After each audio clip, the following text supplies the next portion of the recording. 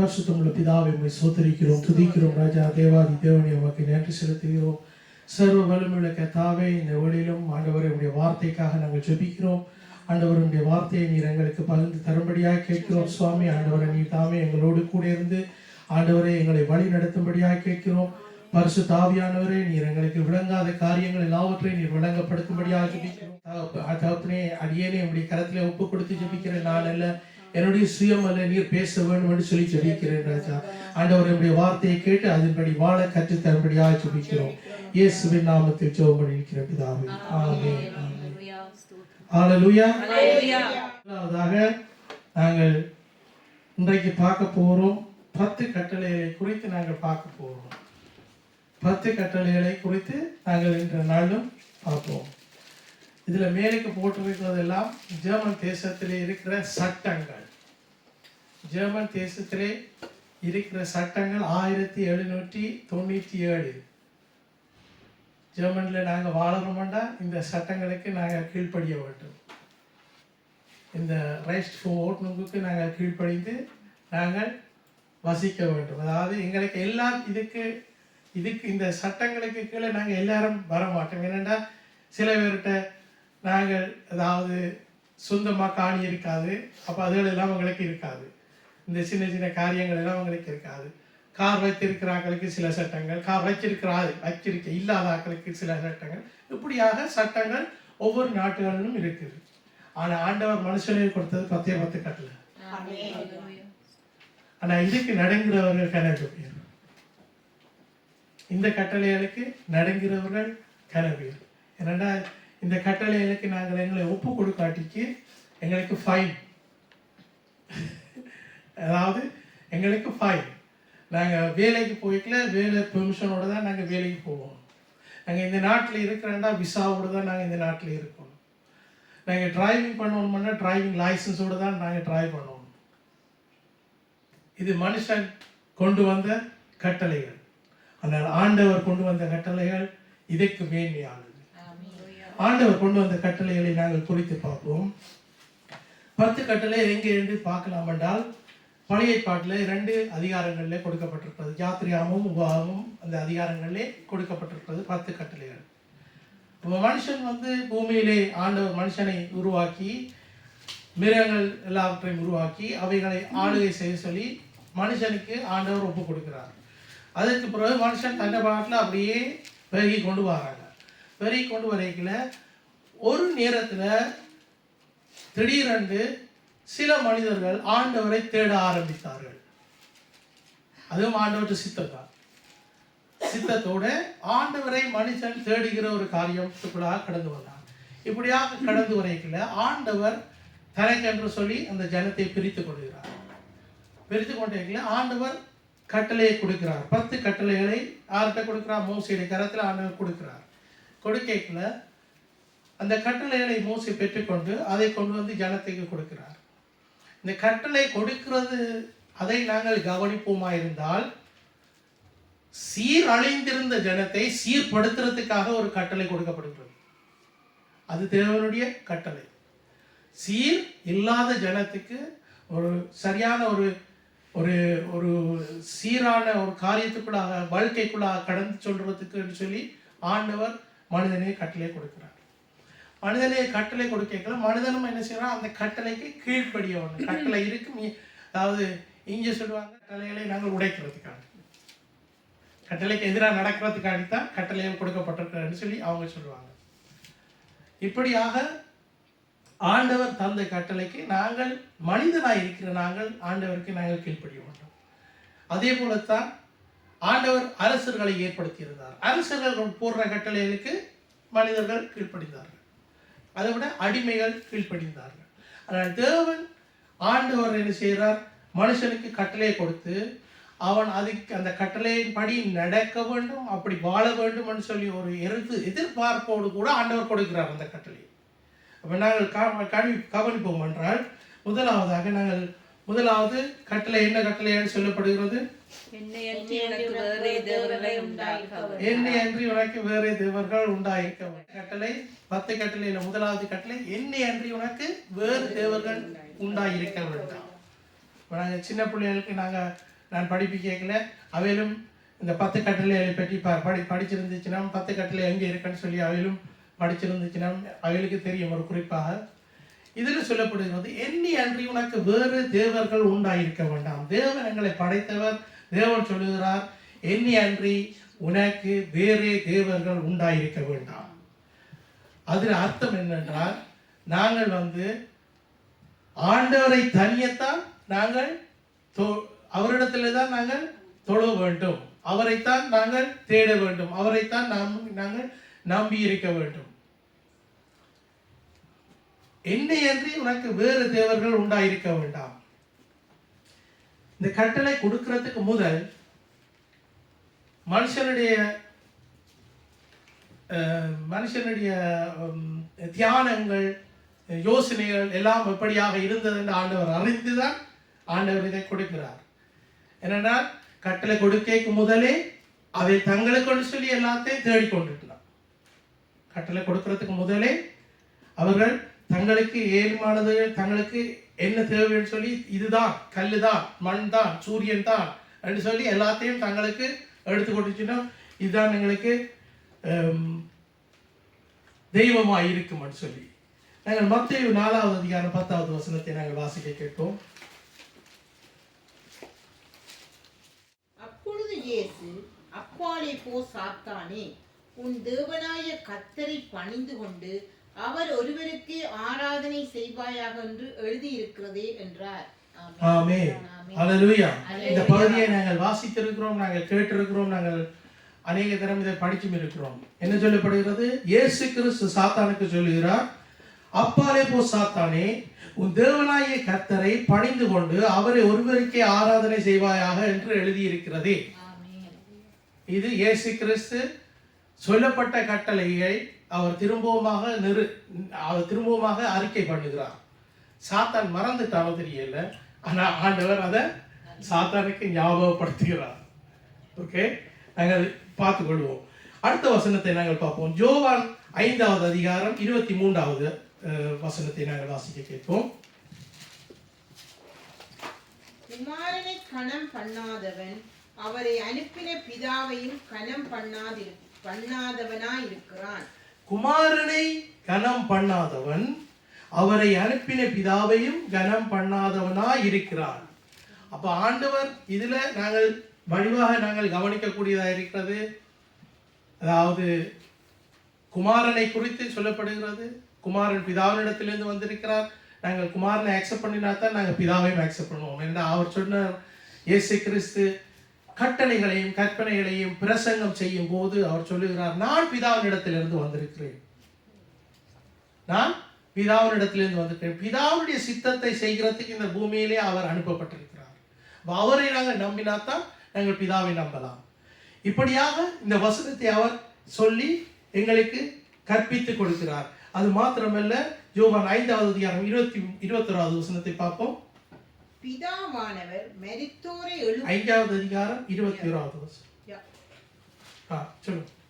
பிதாவானவர் மரித்தோரை எழுப்பி உயிர்ப்பிக்கிறது போல குமாரனும் தமக்கு சித்தமானவர்களை உயிர்ப்பிக்கிறார்.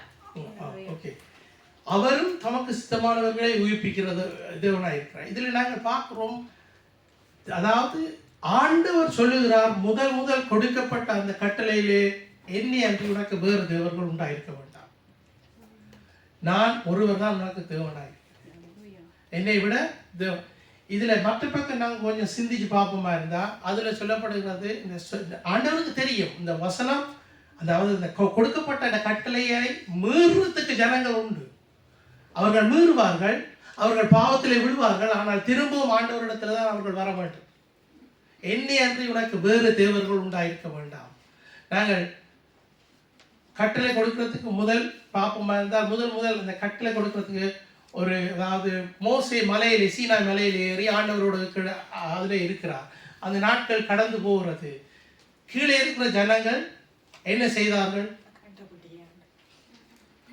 தங்களுக்கு ஆரோனை கொண்டு ஆரோன்கிட்ட கரைச்சல் கொடுத்து, ஆரோன் சொன்னார், உங்கள்கிட்ட இருக்கிற காதுல போட்டிருக்கிறது, கழுத்துல போட்டு எல்லாத்தையும் கலட்டி கொண்டு வாங்கும், நான் உங்களுக்கு ஒரு கண்டுகுட்டியை செய்தார், அதை நீங்க வணங்கி கொடுங்க. அப்படித்தானே?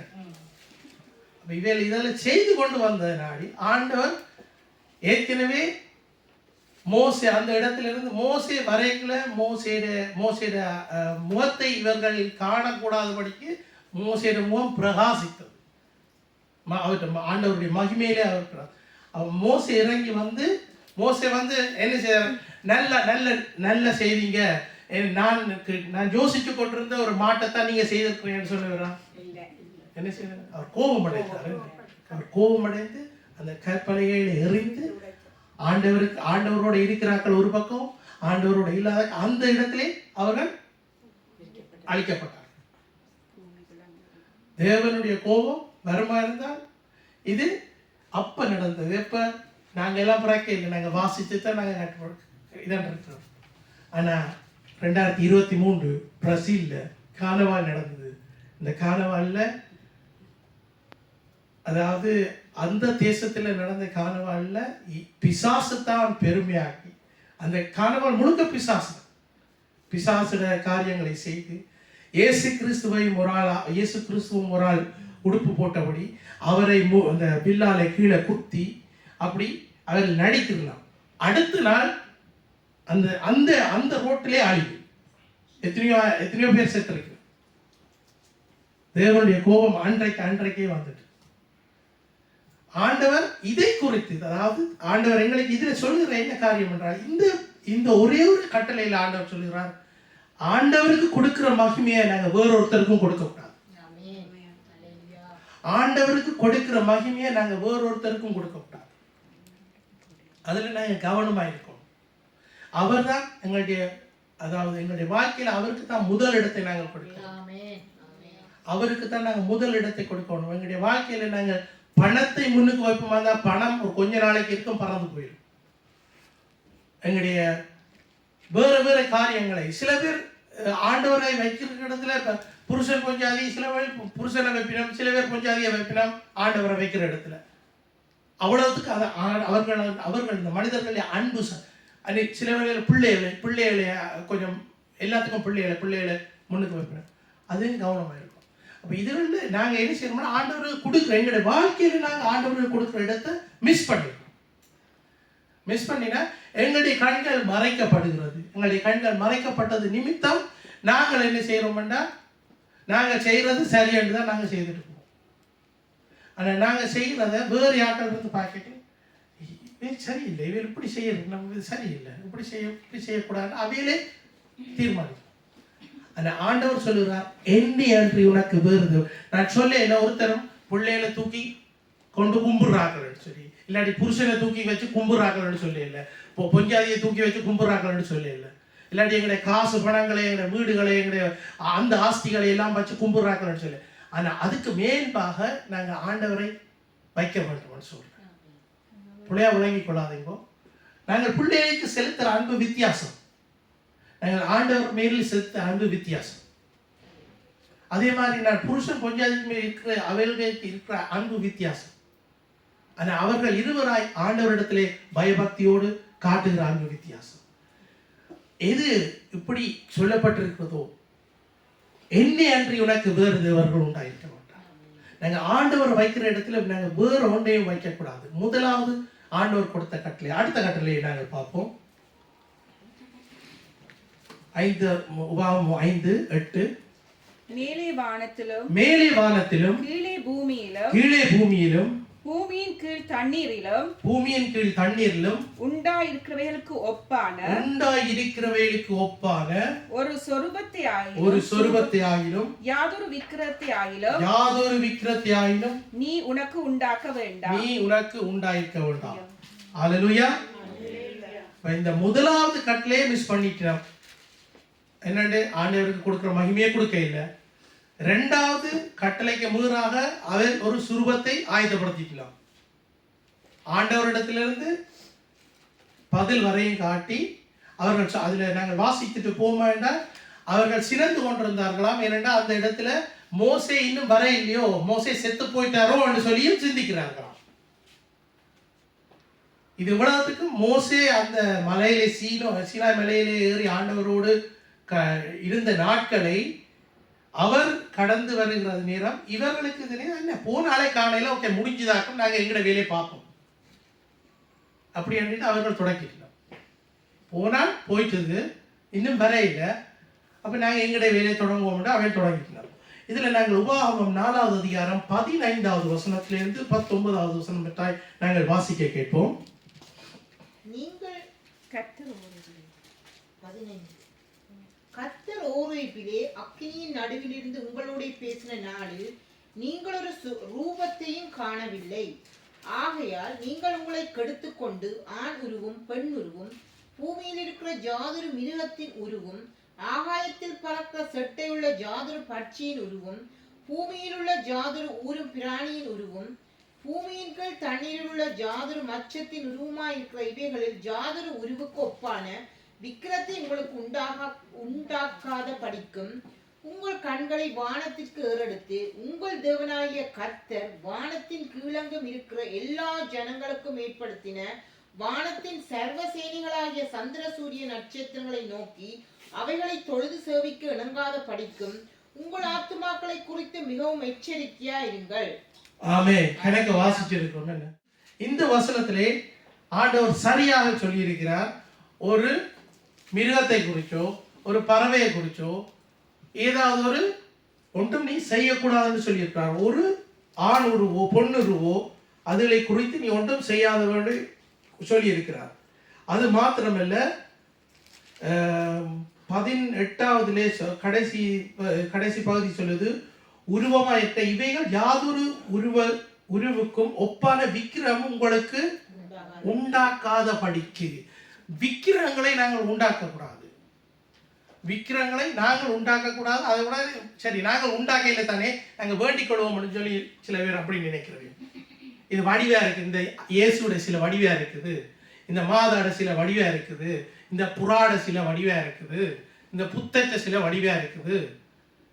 இப்போ புதுசாக கேள்விப்படுற என்னென்னா, தமிழாக்கள் எல்லாரையும் தான் கொண்டா எல்லாரும் சம்மதம் அந்த மாதிரியில் புத்தர் ஒரு கோல்டு பூடாவை வச்சு கொண்டு அவர் வீட்டில் இருந்தால் காசு தருமா, அதை கொண்டு வைக்கிறது, அது வாசல்ல இருக்கும். அது விக்கிரம், இதுகளெல்லாம் விக்கிரம். அந்த மாதாட்ட போய் அந்த தண்ணி எடுத்துட்டு வர்றது, அதை கொண்டு வைக்கிறது ஒரு மூளைக்குள்ள, அதை பற்றி நினைக்கிறது இல்லை, கொண்டு ஒரு மூளைக்குள்ள வச்சு போட்டு இருக்கிறது. அது தண்ணி வாட்டில் இருக்கும், நாங்கள் எங்கிற வாட்டில் இருக்கிறது. இப்படி சில சில விக்கிரகங்களை மனிதன் உருவாக்கி கொள்கிறான் தனக்கு சொல்லி. விக்கிரகங்கள் அப்படின்னு சொல்லி நாங்கள் பார்க்கலாம். அதுக்குள்ள ஒரு 10 சொல்லி கணக்கிடையலாது, 16,000 கணக்கிடலாம்னு நினைக்கிறாங்க. எல்லாத்துக்கும் ஏதாவது ஒரு காரணம் சொல்லுவாங்க, அது செய்யக்கூடாது இது செய்யக்கூடாது அப்படின்னு சொல்லி. இந்த வசனம், இதில் வாசித்த வசனங்களை கணக்கா வடிவாக சொல்லிவிடாது. 19வது வசனத்தில் என்ன சொல்லக்கூடாதுன்றது, சூரிய சந்திரங்கள் நட்சத்திரங்கள் இவைகளை தொழுது சேவிக்க இணங்காத படிக்கு உங்கள் ஆத்மாவை குறித்து மிகவும் எச்சரிக்கையாயிருங்கள். சூரிய சந்திரனை குறித்து நாங்கள் அறிந்திருக்கிறோம். சூரிய சந்திரன் ஆண்டவர் அதை படைச்சு போட்டு என்ன செய்தார், அது நல்லதுன்னு கண்டார், அவ்வளவுதான், நிச்சயம் முடிஞ்சது. ஆனா ஒரு கடவுள்னு சொல்லி அதையும் போய் கும்பிட்டு கொண்டு நிற்கிறாங்க. அப்படியா இருக்கக்கூடாது. ஆண்டவர் சொல்லுகிறார். இந்த வசனம் உபாகமத்தில் 8வது வசனம் என்ன சொல்லப்படுறது, 5:8, மேலே வானத்திலும் கீழே பூமியிலும் பூமியின் கீழ் தண்ணீரிலும் உண்டாயிருக்கிற ஒப்பான சுரூபத்தையாயும் தெரியும். மனுஷனுடைய மூளை எப்படி வேலை செய்யுது, அவன் எப்படியெல்லாம் திங்க் பண்ணுவான்னு தெரிஞ்சுதான் நான் எப்படியான வசனங்களை எழுதி வச்சிருக்கிறான். அப்போ அதுலேயும் கூட நாங்கள் ஒன்றையும் செய்யக்கூடாது. ஏனென்றால் ஆண்டவருக்கு உருவம் இருக்காது. இயேசு கிறிஸ்துவோட படம் கூட இந்த உலகம் எங்களுக்கு காட்டியிருக்கிற படம், இயேசு கிறிஸ்து ஒரு தாடி வச்சிருப்பார், நல்ல நீள தலைமையரோட, பார்க்க சில வழியில் வடிவாக இருக்கும், சில வழியில் அந்த இயேசு கிறிஸ்து படம் வடிவில்லாமலும் இருக்கும், நாங்கள் பார்க்கல. இதுதான் உலகம் எங்களுக்கு கொடுக்கிற படம். ஆண்டவர் கொடுக்கிற எங்களை கட்டளை, அந்த கட்டளைகளுக்கு நாங்கள் கீழ்ப்படிவோம். என்னென்று ஒரு சுரூபத்தையும் நாங்கள் செய்யக்கூடாது. எங்களுடைய கைகளினாலும் நாங்கள் ஒரு சுரூபமும் செய்யக்கூடாது. நாங்கள் ஆண்டவரை ஆண்டவர் சொல்லுகிறார், ஒரு சுரூபத்தையும் செய்யாதா, என்னை விட என்னை அன்று உனக்கு வேறு தேவர்கள் உண்டாயிருக்க வேண்டாம். punkt aus. எங்களை தேடி வந்தவர் ஆண்டவர், எங்களை தேடி வந்தவர். மனுஷன் என்ன செய்யறான்? ஆண்டவரை தேடி போறான். ஆண்டவர் எங்களை தேடி வந்து வழியை காட்டினார். நானே வழியும் சத்தியம் ஜீவனுமா இருக்கிறேன், என்னை பின்பற்றி வாங்கன்னு சொல்லிட்டு போயிட்டார். இவர் என்ன செய்யறாரு? இவர் வேற எங்கெல்லாம் போறான் வழி தெரியாமல். நாங்கள் தொடர்ந்து அடுத்த பாதியை நாங்கள் பார்ப்போம். அடுத்த வசனம் 9-10 வாசிப்போம். நீ அவைகளை நமஸ்கரிக்கவும் சேவிக்கவும் வேண்டாம். உன் தேவனாகிய கர்த்தராய் இருக்கிற நான் எரிச்சலுள்ள தேவனாய் இருந்து என்னை பகைக்கிறவர்களை குறித்து பிதாக்களுடைய அக்கிரமத்தை பிள்ளைகளிடத்தில் 3-4 தலைமுறை மட்டும் விசாரிக்கிறவராய் இருக்கிறேன். இதுல சொல்லப்படுகிறது என்னென்றால், உன் தேவனாகிய கர்த்தராய் இருக்கிற நான் எரிச்சல் உள்ள தேவனாய் இருக்கிறேன், என்னை பகைக்கிறவர்களை குறித்து பிதாக்களுடைய அக்கிரமத்தை. இப்ப கொஞ்சம் கவனமா கேட்கணும். பிதாக்களுடைய அக்கிரமத்தை பிள்ளைகளிடத்திலே கேட்பேன். 3-4 தலைமுறை. அப்ப குடும்பமா வந்து தகப்பனா பிள்ளைகள் கிடைக்கிற ஆக்களோட நாங்கள் இருப்போமா இருந்தால், எங்களுடைய குடும்பம் பிள்ளைகள் தாய் தகப்பன் ஒழுங்கா இருந்தா தான் தாய் தகப்பன் என்ன செய்யணும்? ஒழுங்கா ஆண்டவரை முன்னுக்கு வைத்து ஜீவிக்க வேண்டும். ஆண்டவருக்கு எதிராக நடப்போம் வேண்டாம், ஆண்டவருக்கு பிரியமில்லாத காரியம் செய்வோம் வேண்டாம். 3-4 தலைமுறை மட்டும் விசாரிக்கிறது. அவர் எரிச்சல் உள்ள தேவன் என்று சொல்லப்படுகிறது. எரிச்சல் உள்ள தேவனாய் இருக்கிறார். அடுத்த வசனம் சொல்லுது, என்னிடத்தில் அன்பு கூர்ந்து என் கற்பனைகளை ஏற்றுக்கொள்கிறவர்களுக்கு 1000 தலைமுறைக்கும் இரக்கம் செய்கிறவராய். அப்ப நாங்கள் எல்லாம் 1000 தலைமுறைக்கும் எங்களுடைய தலைமுறை இரக்கம் பெற்ற ஜனங்களாய் இருக்கும். எங்களுக்கு ஆண்டவர் கற்று தந்ததை நாங்க அதை அப்படியே நாங்க எங்களுடைய பிள்ளைகளுக்கு நாங்க கற்றுக் கொடுக்கிறோம். 1000 தலைமுறைக்கும் தலைமுறையாய் தேவனுடைய ராஜ்யத்துக்குள்ளாக பிரவேசிக்கிற ஒரு வழியை இயேசு கிறிஸ்து எங்களுக்கு காட்டினார். இயேசு கிறிஸ்துவை சொந்த இரட்சகராய் ஏற்றுக்கொண்டு அவருடைய நாமத்தினாலே நாங்கள் ஞானஸ்தானம் எடுத்து ஒரு புதிய பிறவியாக நாங்கள் அவரை பின்பற்றி போவோமா என்றால் எங்களுக்கு நித்திய ஜீவன் உண்டு என்று சொல்லி நாங்கள் அறிந்திருக்கிறோம். அதே மாதிரி நாங்கள் என்ன செய்ய வேண்டும் என்றால், ஆண்டவரை நாங்கள் அறிந்திருக்கிறோம். இதில் சொல்லப்பட்டது போல அந்த 3-4 தலைமுறை இதுலேயும் கூட பாருங்க, ஆண்டவர் சொல்லியிருக்கலாம் 1000 தலைமுறைக்கும் உங்களுக்கு இப்படித்தான் இருக்கும் சொல்லியிருக்கலாம். ஆனால் அப்படிப்பட்ட ஆண்டவர் இல்லை. 3-4 தலைமுறை மட்டும் நான் நியாயம் விசாரிக்கிறோம். அதுக்கு பிறகு வருகிற வசனம் சொல்லுது, நான் இந்த கட்டளைகளுக்கு நீ கீழ்ப்படிவியா இருந்தா 1000 தலைமுறை 1000 தலைமுறைக்கும் ஆண்டவர் சொல்லியிருக்கலாம். முதலாவது வசனத்திலே சொல்லியிருக்கலாம், 1000 தலைமுறைக்கும் நான் எரிச்சல் உள்ள தேவன், நான் 1000 தலைமுறைக்கும் உங்களை நாங்கள் எப்படி நியாயம் தீர்ப்பேன்னு சொல்லி ஆண்டவர் சொல்லியிருக்கலாம். அவர் அப்படி சொல்லவில்லை. அவருடைய விருப்பம் எல்லா மனுஷரும் ரட்சிக்கப்பட வேண்டும், எல்லா மனுஷரும் தேவனை அறிகிற அறிவை அடைய வேண்டும். இதுதான் தேவனுடைய சித்தம். அப்ப தேவனுடைய சித்தத்துக்கு நாங்கள் எங்களை ஒப்பு கொடுப்போம். அந்த 10 கட்டளைகளை குறித்து நாங்கள் இன்னும் கூட படிக்க வேண்டும். நாங்கள் இவ்வளவு பார்த்துருக்கிற இந்த இதுல இன்னும் கொஞ்சம் கூட சொல்லிக்கொண்டு போகலாம். இவ்வளவுத்தோடு நாங்கள் பார்ப்போம். அடுத்த வசனத்தை நாங்கள் பார்ப்போம். கர்த்தருடைய நாமத்தை வீணிலே வழங்காதிருப்பாயாக. கர்த்தர் தம்முடைய நாமத்தை வீணிலே வழங்குகிறவனை தண்டியாமல் விடார். உன் தேவனாகிய கர்த்தருடைய நாமத்தை வீணிலே வழங்காதிருப்பாயாக. வீண ஆண்டவருடைய நாமத்தை நாங்கள் வழங்காதிருக்க வேண்டும்.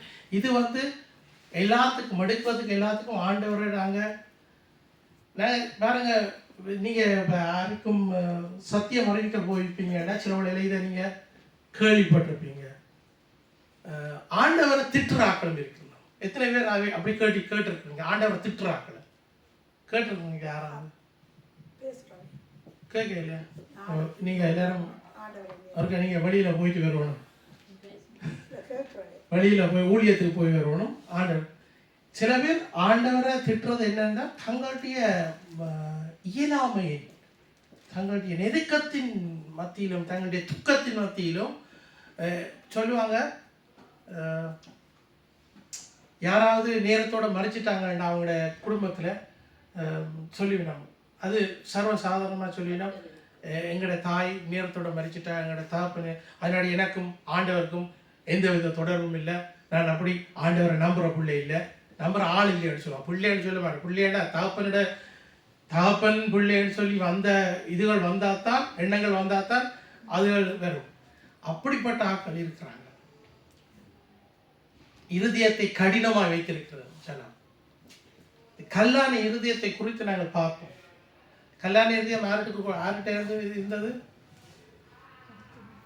ஆண்டவர் சொல்லுறார், கல்லான இருதயத்தை எடுத்து சசியான இருதயத்தை அவர்களுக்கு கொடுக்கிறேன். மனுஷனுக்கு இப்படியான இருதயம் இருக்கும்னு சொல்லி ஆண்டவர் சொல்லித்தான் எப்படியான வசனமே எழுதப்பட்டிருக்கு. அப்ப மனுஷனே ஆண்டவர் தனக்கு வேண்டாம் என்று சொல்லி வாழுகிற வாழ்க்கை தான் இப்பத்திய வாழ்க்கை. அவள் அதாவது புத்தி எல்லாம் பெருகி ஆண்டவர் எங்களுக்கு வேண்டாம், எங்களுடைய புத்தியில நாங்கள் நடந்து கொள்வோம் அந்த மாதிரிக்குத்தான் அவங்க வாழ்ந்துட்டு போறாங்க. இப்ப தேவனுடைய பயம் குன்றி போகிறது, தேவனுக்கு பயப்படுகிற பயம் இல்லாமல் போகிறது. நாங்கள் அடிக்கடி நாங்கள் கேட்கிற நோவாவின் காலத்தில் நடந்தது போலதான் இப்ப நடக்கும் என்று நாங்கள் கேள்விப்பட்டிருக்கிறோம். அதை பார்த்து கொண்டிருக்கிறோம். நாங்களும் சில நியூஸ்களையும் கேட்டுக்கொண்டிருக்கிறோம் தான். ஆனால் உன் தேவனாகிய கர்த்தர் நாமத்தை வீணினே வழங்காதுப்பா. என்னத்துக்கு எடுத்தாலும் ஆண்டவர் மேல குற்றம் போடுறது, என்னத்துக்கு எடுத்தாலும் ஆண்டவர் மேல குற்றம் போடுறது. சில பேர் பாருங்க, சில பேர் திரும்ப திரும்ப ஏதாவது ஒரு காரியங்களுக்குள்ளாக கடந்து போவார்கள் அவர்களுடைய பிள்ளையை நிமித்தம். எனக்கு நெடுகளும் தான் இப்படி நடக்கிறது. யாரும் சொல்றதை கேட்டிருக்கீங்க, எனக்கு நெடுகளும் இப்படித்தான் நடக்கிறது. கேள்விப்பட்டிருக்கீங்களா? இல்லாட்டி நீங்களும் சொல்றீங்களா? அப்படி சொல்லாதீங்க. அது கூடாது. தனக்கு மேல தானே சாபத்தை போட்டுக் கொள்கிறது தான் இந்த வார்த்தைகள். எனக்கு இப்படித்தான் நெடுகளும் நடக்கிறது. சரி, ஏதாவது நடந்துட்டுதுன்னா நீங்க என்ன சொல்லணும்? ஆண்டவர் பார்த்துக் கொள்வார். ஒரு நாள் நீங்க இதை சொல்லாதீங்க, எனக்கு இப்படித்தான் நெடுகளும் நடக்கிறது, எனக்கு இந்த காரியங்கள் ஒன்றும் சரி வராது, நான் அதுக்கு போனா சரி வராது, இதுக்கு போனா சரி வராது, அங்க போனா சரி வராது, அப்படி சொல்லாதீங்க. ஆண்டவர் எங்களை நேசிக்கிற தேவன். இந்த 3 கட்டளைகளுக்களையும் ஆண்டவருக்குள்ளால வெளிப்படுறது அன்பு. இந்த 3 கட்டளைகளாலையும் ஆண்டவர் எங்களுக்கு வெளிப்படுத்துறது அன்பு. அந்த அன்பு எங்களுக்கிடத்திலே வருகிறது. ஆண்டவர் சொல்லி எங்களை கற்றுக் கொடுக்கிறார். என்னென்று, என்னை அன்றி உனக்கு வேறு தேவர்கள் உண்டாயிருக்க வேண்டாம், மேலே வானத்திலும் கீழே பூமியிலும் பூமியின் கீழ் தண்ணீரிலும் யாதொரு சொருவத்தை யாவரும் நீ செய்யவும் அதை வணங்கவும் வேண்டாம். அடுத்த வசனம் சொல்லுது, ஆண்டவருடைய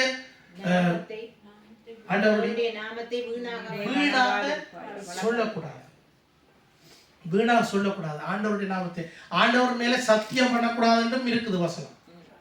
என்னன்னா, நாங்க படைக்கப்பட்ட எல்லாரும் நாங்க ஆண்டவருக்காக படைக்கப்பட்டிருக்கிறோம். இந்த நாங்க இருக்கிற பூமி ஆண்டவருடையது, வானம் ஆண்டவருடையது. ஆண்டவருக்கு மேல நாங்க சத்தியம் பண்றதுக்கு ஆனால் ஆண்டவருக்கு மேல சத்தியம் பண்றதுக்கு சொல்லி கொஞ்சம் கூட்டம் இருக்குது. என்னத்தை எடுத்தாலும் ஆண்டவருக்கு மேல ஆசை.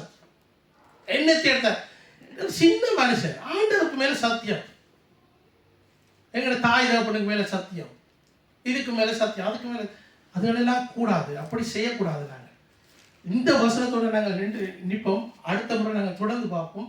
இந்த வசனத்தில் சொல்லப்படுகிறது, அவருடைய நாமத்தை வீணினை வழங்காதிருப்பாயாக. கர்த்தர் தம்முடைய நாமத்தை வீணிலே வழங்குகிறவனை தண்டியாமல் விடார். தண்டியாமல் விடார். அது ஒரு எச்சரிக்கை. நாங்கள் வீணாக அப்படி ஏதாவது பேசியிருந்தோம்னா ஆண்டவரிடத்துல நாங்கள் ஒப்புரவாகி நாங்கள் மன்னிப்படிக்க மாட்டோம். நாங்கள் ஒப்புரவாகிறது மன்னிப்படிக்கிறது முக்கியம்.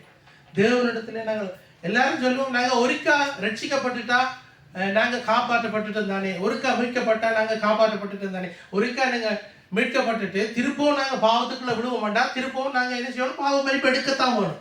இப்போ நாங்கள் பாவ மன்னிப்பு எடுக்காம நாங்கள் ஆண்டவர் எங்களை அதெல்லாம் மறந்துட்டாருன்னு சொல்லி ஆண்டவருக்கு நாங்கள் ஐடியா கொடுக்குறது, நான் அப்படி ஒன்றும் செய்ய இல்லை, நான் அப்படி ஒன்றும் சொல்ல இல்லை, அப்படியா இருக்கக்கூடாது.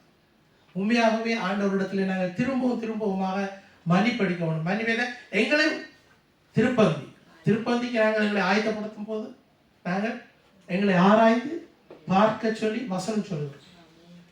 அதோட இன்னொரு வசனம் எனக்கு ஞாபகம் வருகிறது என்னென்றால், கோபத்தோட நீ படைக்க போகாது. சண்டை பிடிச்சா கோபத்தோட நீ படைக்கைக்கு போகாது. சூரியன் அஸ்தமிக்கிறதுக்கு முதல் நாங்க அதை சரிப்படுத்த வேண்டியதா இருக்கு. சூரியன் அஸ்தமிக்கிறதுக்கு முதல் நாங்கள் சூரியன் மறைக்கு முதல் சரியா 2 அதுக்கு முதல் நாங்கள் எங்களை சரிப்படுத்த வேண்டியதா இருக்கு.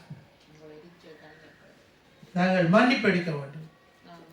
புருஷன் மனைவியிடம் மன்னிப்படிக்கிறது பெரிய வேலை இல்லை.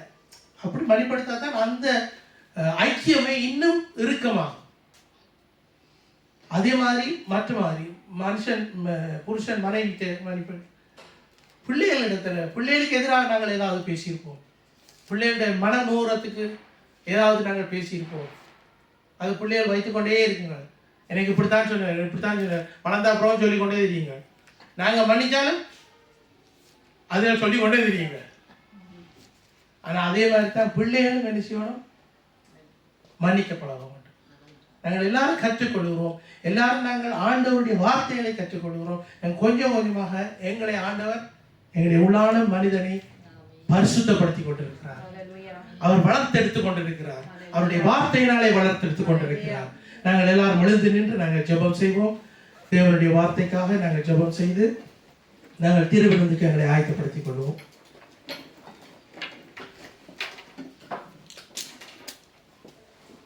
பரிசுத்தமுள்ள பிதாவே, உம்மை சோதரிக்கிறோம், துதிக்கிறோம். ராஜா தேவாதி தேவனே, உமக்கு நன்றி செலுத்துகிறோம். சர்வ வல்லமையுள்ள கர்த்தாவே, உம்முடைய வார்த்தைக்காக நன்றி செலுத்துகிறோம். ஆண்டவரே, உம்முடைய வார்த்தையை நீர் எங்களுக்கு தந்து ஆண்டவரே எங்களை சரிப்படுத்துகிறதுக்காக நன்றி செலுத்துகிறோம். ஆண்டவரே, எங்களை உம்முடைய கரங்களிலே ஒப்பு கொடுக்கிறோம். ராஜா ஆண்டவரே, இன்னுமாய் நீர் எங்களை தொடர்ந்து உம்முடைய வார்த்தையிலே வளர்த்தெடுக்கும்படியாக ஜெபிக்கிறோம். ஆண்டவரே, வார்த்தையிலே வளருகிற பிள்ளைகளாக எங்களை நீர் மாற்றுவீராக. ஆண்டவரே, உம்முடைய பிரகாசம், உம்முடைய ஒளி ஆண்டவரே எங்கள் மீது பிரகாசிக்கிறதுக்காக நன்றி செலுத்துகிறோம். ஆண்டவரே, உம்முடைய ஒளி எங்கள் மீது பிரகாசிக்கிறதுக்காக நன்றி செலுத்துகிறோம். உம்முடைய வார்த்தைகள் எங்களுக்கு கூட ஆண்டவரே எங்களை ஊடுருவி குற்றுகிறதுக்காக நன்றி செலுத்துகிறோம். ஆண்டவரே, நாங்கள் திருந்த வேண்டிய இடத்திலே திருந்தவும், எங்களை ஒப்பு கொடுக்க வேண்டிய இடத்திலே ஒப்பு கொடுக்கவும், மன்னிப்பு எடுக்க வேண்டிய இடத்திலே மன்னிப்பெடுக்கவும் உம்முடைய வார்த்தைகள் எங்களோடு பேசுகிறதுக்காக நன்றி செலுத்துகிறோம். தகப்பனே, உம்முடைய கரத்திலே எங்களை முற்று முழுதுமாக ஒப்பு கொடுத்து இயேசுவின் வல்லமையுள்ள நாமத்தினாலே ஜெபம் பண்ணி நிற்கிற பிதாவே, ஆமென், ஆமென்.